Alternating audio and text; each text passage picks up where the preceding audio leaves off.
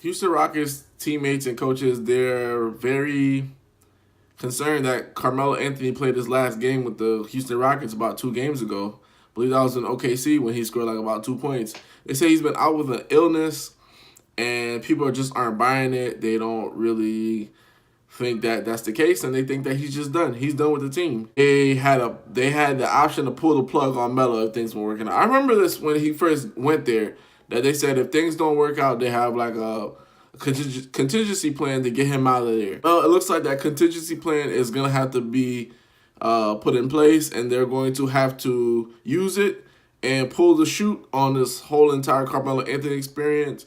Now, before guys say that Carmelo is the reason that the team is 5-7, let's just look at some of his numbers. He's averaging 13.4 points and 5 point something, about 5 rebounds a game. I don't think Carmelo Anthony was the reason for the Houston Rockets' slow start. He was coming off the bench. Everything they asked of him, he did it. The only problem that I think happened with Carmelo Anthony in Houston, he didn't get a fair shake. Nobody really took him seriously, and they just, every time he had a bad game, they gave him like all the blame for the game. But if you look at some of the games that they've lost, CP3 and James Harden played horribly. Then you got to factor in, hey, James Harden had an injury. He had a hamstring injury. He missed like 3 or 4 games. So it was weird. It was just like when they won games with Melo, with Harden out, it was all good. Like what he did in Brooklyn, oh my God, he's playing defense and he's scoring. But then when they lose a game, oh, it's all Melo's fault. Or, when Harden and CP3 combined for 4 from 16 from downtown, oh, it was all Melo's fault. That's not Melo's fault.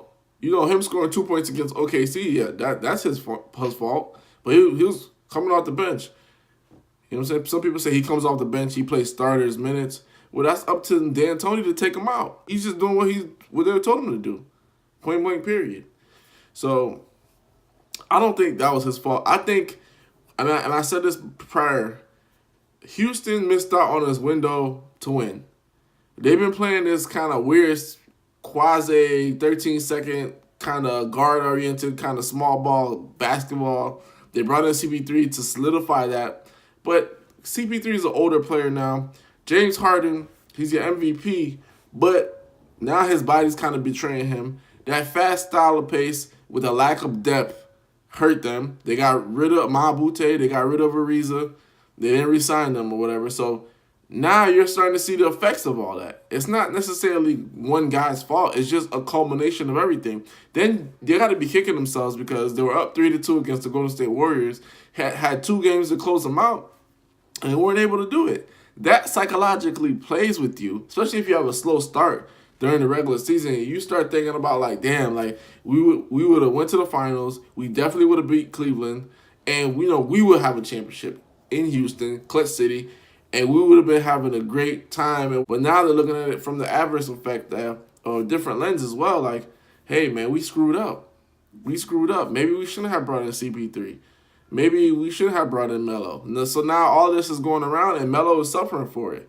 You know what I'm saying? So I don't think this has anything to do quite with him. He's producing off the bench.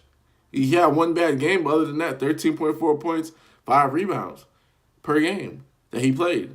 So you can't necessarily hang everything on Melo's shoulders. Mike D'Antoni has to do a better job, get his team going. I mean, their offense has struggled mightily.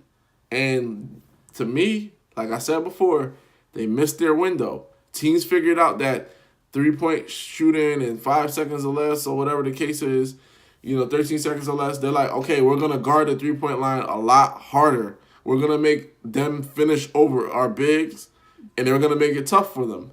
And that's why they've been losing games. They haven't been able to shoot the 3 at a high clip or a high percentage. And on top of that, their 2 best players haven't had great shooting games. You could play basketball, for example. You have 2 guys go off for a whole series, like LeBron and Kyrie, or KD and Steph Curry in the finals. Like in the finals, in the Eastern Conference, the semis, the Western Conference semis, all that is fine and dandy because just equal rest. These 2 guys are going off. It's hard to game plan for that because it's like you have a 1-2 punch. But when you're during the regular season, you need more than that because you're playing back-to-backs. Your teams are not scouting for you the same way that they're doing in the playoffs. So they don't know exactly what you're going to do. You don't know what they're going to do.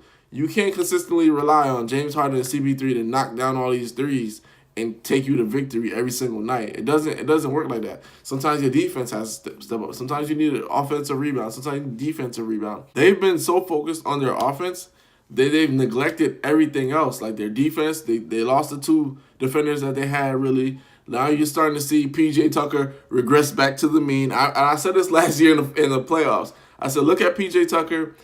The series is going to hinge on, is he able to hit threes? Is Trevor Ariza able to hit threes?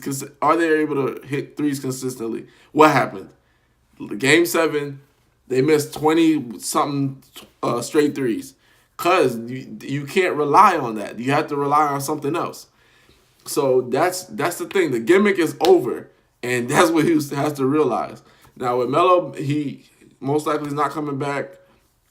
CP3 has expressed a great support for Melo. He wants him to stay there. He feel like he's been great. He has been great, guys. You guys cannot act like that. Besides one game, he's been pretty solid for the team. But, they're going to bring in a rookie or whatever the case is to replace Melo. You got to call a spade a spade. The gimmick is over. It's done. It's done. It's done. You look at the Lakers, they have a better record or whatever the case is. Basically sitting at 500. All these other, Denver stepped up. All these teams have stepped up. Now, Rockets have the chance to turn it around, but the gimmick is done. All that shooting threes, dancing at the top of the three-point line, it's over with. It's over because you don't have the infrastructure to carry that through 82 games. You're going to have to do something else. That's it. And then all of that is not Melo's fault. Hoops Junction. We're Hoops, meets Hoopla. Like, comment, and subscribe.